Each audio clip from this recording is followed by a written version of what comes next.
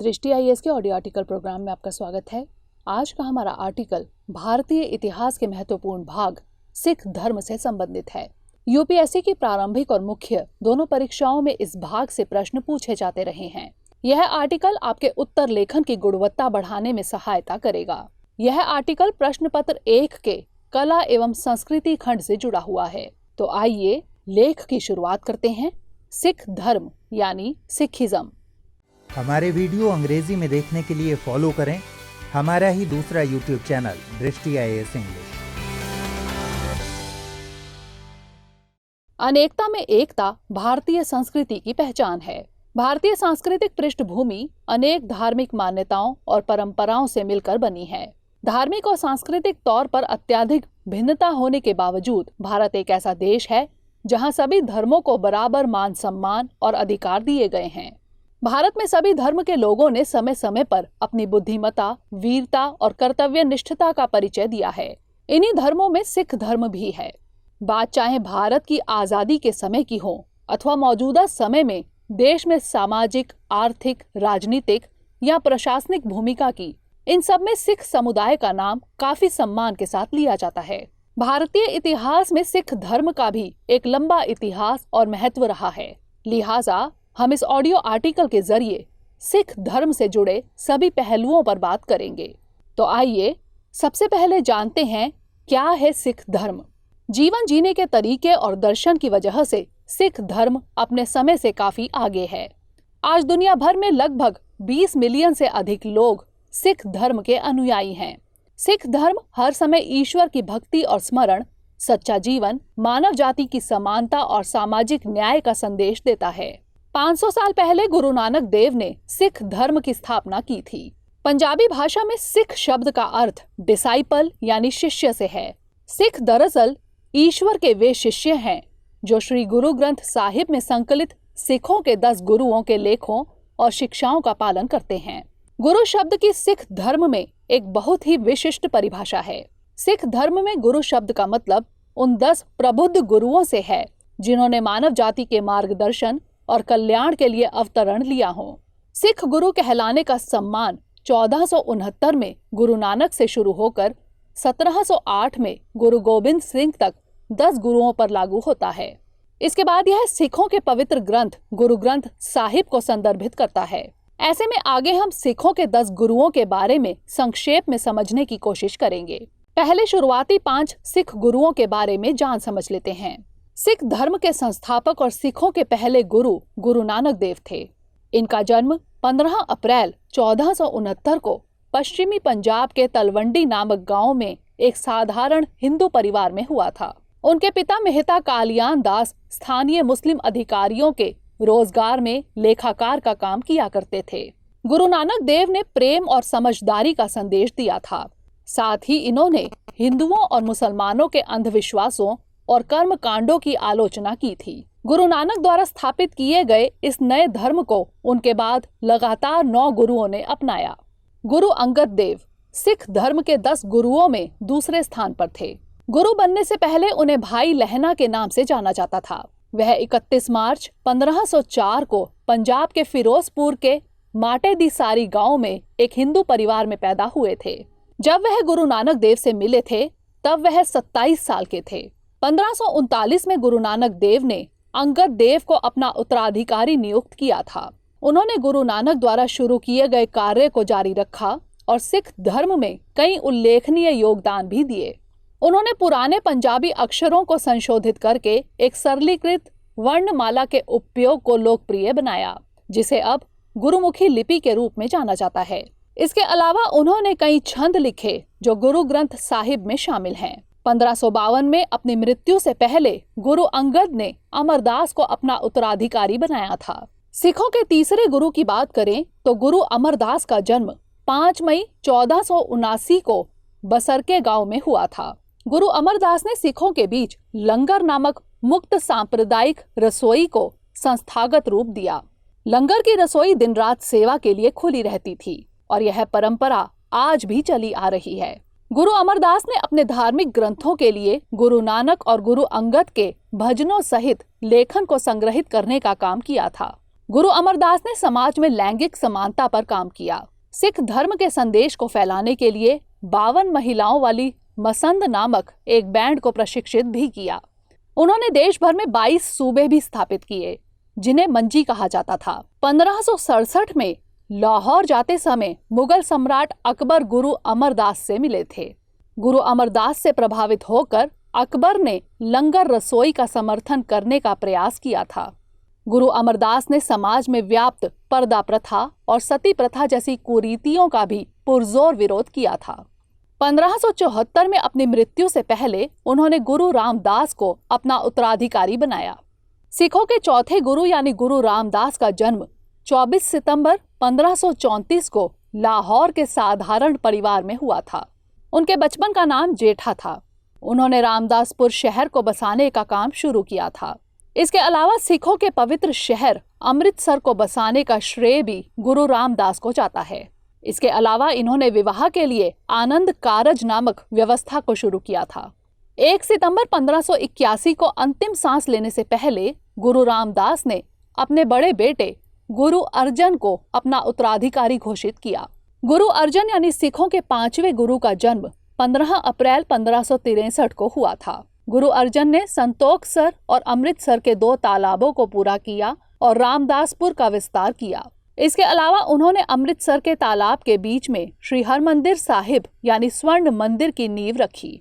इनके समकालीन मुगल शासक सम्राट अकबर और जहांगीर रहे। गुरु अर्जन देव को अपने बड़े भाई पृथ्वीचंद और दिल्ली के अमीर हिंदू बैंकर चंदू शाह के षड्यंत्रों का शिकार होना पड़ा था। फलतः जहांगीर ने मुर्तजा खां से गुरु अर्जन को पकड़कर जेल में डालने का आदेश दे दिया था। जहांगीर के समक्ष पेश होने से पहले गुरु अर्जन ने अपने पुत्र हरगोविंद को अपना उत्तराधिकारी घोषित किया था। जेल में गुरु अर्जन को यातनाएं दी गई और उन्हें प्रताड़ित किया गया। 30 मई 1606 को रावी नदी में स्नान करने के दौरान उन्होंने अंतिम सांस ली। आइए अब आखिरी 5 सिख गुरुओं को फौरी तौर पर देख लेते हैं। गुरु हरगोबिंद सिखों के छठे गुरु थे। इनका जन्म 1595 को वडाली गांव में हुआ था। गुरु हरगोबिंद ने अमृतसर में स्वर्ण मंदिर के सामने एक नए मंदिर अकाल तख्त की नींव रखी। गुरु हरगोबिंद ने मीरी और पीरी नामक 2 कृपाणों की अवधारणा रखी थी। मीरी धर्मनिरपेक्ष शक्ति की अवधारणा का प्रतीक, जबकि पीरी आध्यात्मिक अधिकार की अवधारणा का प्रतीक है। उन्होंने किरतपुर शहर और करतारपुर में ब्यास नदी के तट पर हरगोबिंदपुर शहर का निर्माण किया।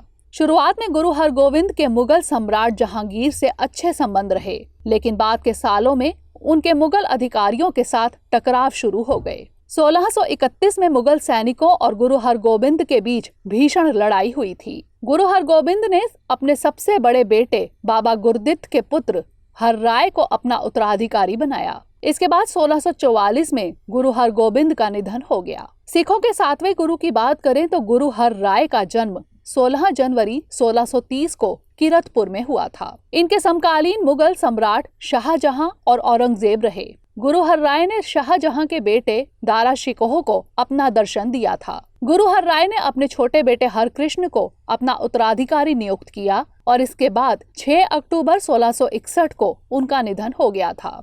गुरु हरकृष्ण जब महज 5 साल के थे तब उन्हें सिखों के 8वें गुरु के रूप में नियुक्त किया गया था।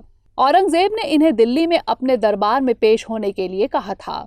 तब राजा जय सिंह ने दिल्ली में गुरु हरकृष्ण की सुरक्षा का वादा किया था। जब गुरु हरकृष्ण दिल्ली आए थे उस समय दिल्ली में चेचक महामारी फैली हुई थी। कई लोगों को ठीक करते करते गुरु भी इस बीमारी की चपेट में आ गए और 30 मार्च 1664 को 8 साल की अल्पायु में ही उनका निधन हो गया था।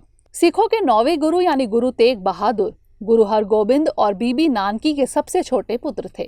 इनका जन्म 1 अप्रैल 1621 को अमृतसर में हुआ था। गुरु तेग बहादुर के बचपन का नाम त्यागमल था। गुरु तेग बहादुर ने बाबा बकाला नामक स्थान पर साधना की थी। गुरु तेग बहादुर ने अपनी मां के सम्मान में चक नानकी नाम से एक शहर की स्थापना की थी, जिसे बाद में आनंदपुर साहिब के नाम से जाना जाने लगा। औरंगजेब ने गुरु तेग बहादुर से जबरन धर्म परिवर्तन के लिए कहा था, लेकिन गुरु तेग बहादुर ने ऐसा करने से मना कर दिया था। इसके बाद औरंगजेब ने गुरु की तत्काल गिरफ्तारी के आदेश दे दिए थे। 11 नवंबर 1675 को औरंगजेब के आदेश पर दिल्ली के चांदनी चौक पर गुरु तेग बहादुर जी का शीश धड़ से अलग कर दिया गया। बाद में गुरु तेग बहादुर की याद में उनके शहीदी स्थल पर चांदनी चौक में शीशगंज साहिब नामक गुरुद्वारा बनाया गया। इसके बाद गुरु गोबिंद सिंह महज 9 साल की उम्र में अपने पिता गुरु तेग बहादुर के उत्तराधिकारी बने। गुरु गोबिंद सिंह सिखों के 10वें और अंतिम गुरु थे। इनका जन्म 22 दिसंबर 1666 को पटना बिहार में हुआ था। 1699 में गुरु गोबिंद सिंह ने खालसा पंथ की स्थापना की थी। खालसा ऐसे पुरुष और महिलाएं हैं जिन्होंने सिख बपतिस्मा समारोह में भाग लिया हो और जो सिख आचार संहिता एवं परंपराओं का सख्ती से पालन करते हो। साथ ही वे पंथ की 5 निर्धारित भौतिक वस्तुओं मसलन केश, कंघा, कड़ा, कच्छ और कृपाण धारण करते हो। इन 5 वस्तुओं को 5 ककार कहा जाता है।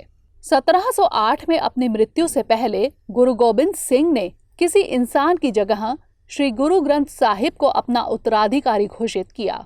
बिहार के पटना साहिब में एक गुरुद्वारा है जिसका नाम तख्त श्री पटना साहिब है। इसे हम हरमंदिर साहिब के नाम से भी जानते हैं। इस गुरुद्वारे को सिख साम्राज्य के पहले महाराजा रणजीत सिंह द्वारा गुरु गोबिंद सिंह के जन्म स्थान की स्मृति में बनाया गया। ये तो रही पूरी बात सिखों के 10 गुरुओं के बारे में। अब हम जानेंगे कि सिख धर्म से जुड़ा दर्शन क्या है और इसके क्या सिद्धांत हैं। तो आइए अब सिख दर्शन और मत को देख लेते हैं। सिख धर्म में एक ईश्वर यानी एक ओमकार की मान्यता दी गई है। सिख धर्म मानता है कि सभी धर्मों के सभी लोगों के लिए एक ओमकार ही एक ईश्वर है। यही ईश्वर सृष्टिकर्ता, पालनकर्ता और संहारक है। दूसरे मत के अनुसार भगवान मानव रूप नहीं ले सकते। सिख धर्म में जीवित गुरुओं की कोई जगह नहीं है। श्री गुरु ग्रंथ साहिब ही शाश्वत गुरु हैं। सिख दर्शन कहता है कि मानव जीवन का लक्ष्य जन्म मृत्यु के चक्र को तोड़कर ईश्वर में विलीन हो जाना है। यह गुरु की शिक्षाओं का पालन करके पवित्र नाम पर ध्यान, सेवा और दान जैसे कार्य करके किया जा सकता है। सिख धर्म में 5 दोषों की चर्चा की गई है: काम, क्रोध, लोभ, मोह और अहंकार। अगर कोई व्यक्ति इन पर काबू पा लेता है तो वह मोक्ष को पा सकता है। इसमें उपवास, धार्मिक शाकाहार, तीर्थ यात्रा, अंधविश्वासों का पालन, योग, मूर्ति पूजा जैसे किसी भी अनुष्ठानों की निंदा की गई है। सिख धर्म में सामान्य पारिवारिक गृहस्थ जीवन को प्रोत्साहित किया गया है। मोक्ष हासिल करने के लिए ब्रह्मचर्य यानी सांसारिक जीवन का त्याग जरूरी नहीं है। सिख धर्म जाति, पंथ, नस्ल अथवा लिंग के आधार पर होने वाले किसी भी भेदभाव का निषेध करता है। साथ ही महिलाओं की पूर्ण समानता पर जोर दिया गया है। कन्या भ्रूण हत्या, सती प्रथा और पर्दा प्रथा का निषेध और विधवा पुनर्विवाह को प्रोत्साहन दिया गया है। भीख मांगने अथवा बेईमानी से काम करने की बजाय ईमानदारी से काम करके रोजी रोटी कमाने को सिख धर्म में सम्मान की बात मानी जाती है। सामुदायिक सेवा भी सिख धर्म का एक अभिन्न अंग है। सभी धर्म के लोगों के लिए हर गुरुद्वारे में मुफ्त लंगर का खुला रहना इस सामुदायिक सेवा की एक अभिव्यक्ति है। इन सब के अलावा आधिकारिक सिख आचार संहिता रहत मर्यादा नामक पुस्तक में सिखों के आचरण और रीति रिवाजों का जिक्र किया गया है।